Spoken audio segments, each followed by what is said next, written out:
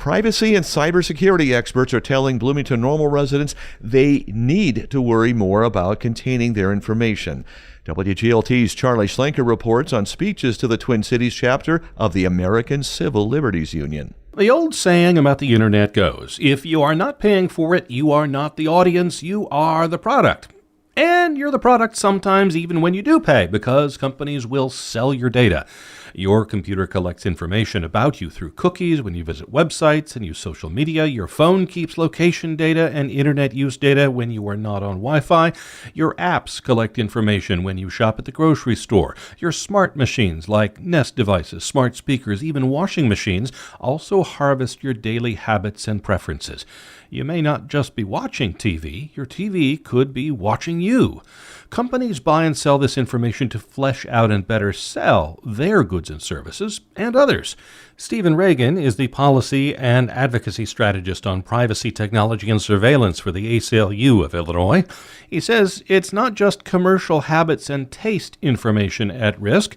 Reagan says even political actors could tailor approaches that would cause you to believe something that might not be true. The problem that they can kind of target all of this information is because they know so much about us, they kind of know what will trigger us. You'd think the Constitution would protect from some of this.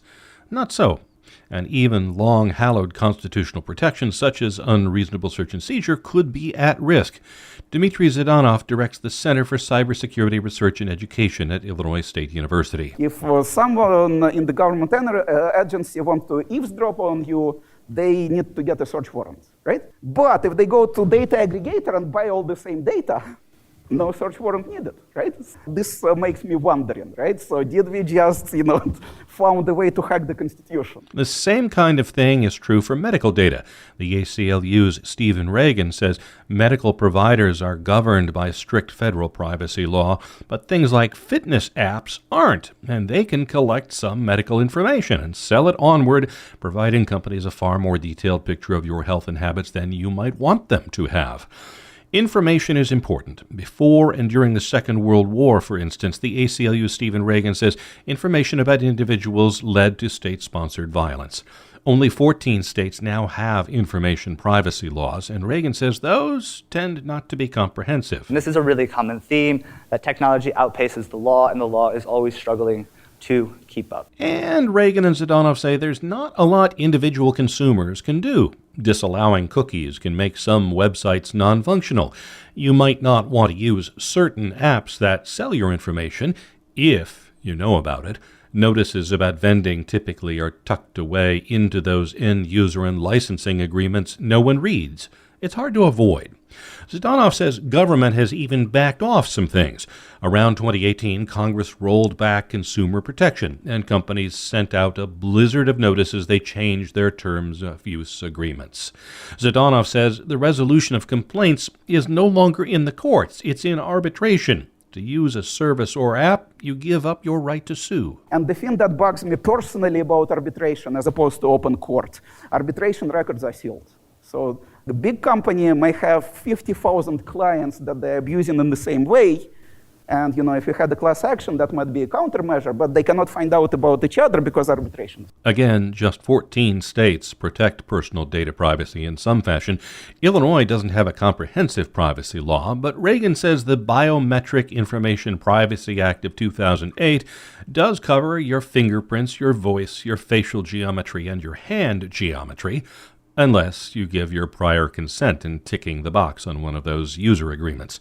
Illinois does allow right of private action, a lawsuit, if companies misuse personal data or collect it without authorization. But Reagan says that doesn't cover everywhere. If there are lax privacy laws in another state and you're traveling there, those protections don't travel with you. And information scavenger companies are already moving to do a workaround. California has perhaps the most robust privacy law in the nation. Now, some companies are including a provision in their user agreements that you specifically agree to waive California protections if you use their app. Reagan says the ACLU is working on a broader Health Privacy Act for Illinois this year. Whether it will pass is not certain. Dmitry Zhdanov says Europe and the U.S. tend to look at things very differently. Not only does Europe do an opt-in for privacy and the U.S. an opt-out, but the size of the penalties tends to be vastly different. If American courts imposes $50,000 fine on a massive company like Big Five in tech, it's nothing for them. It's cost of doing business. But in Europe, they impose fine of up to quarter of annual worldwide revenues, I believe, right? So if that is the fine, then the companies will think twice whether they want to exploit information or not. Even if someday there is an overarching federal privacy law, Reagan says it may just be words on a paper. We could have all the privacy laws in the world again, and then if we don't have effective enforcement, if we don't speak in those terms of capital, then companies are going to continue to violate our privacy and kind of operate unimpeded. Reagan and Zhdanov say there is a consequence to the loss of personal information that can be broader even than a danger of tyranny, personal manipulation, or commercial exploitation. They say for humans to be truly creative and express themselves, they need to be able to avoid embarrassment or fear. If you don't control your own identity, you can't do that. I'm Charlie Schlenker.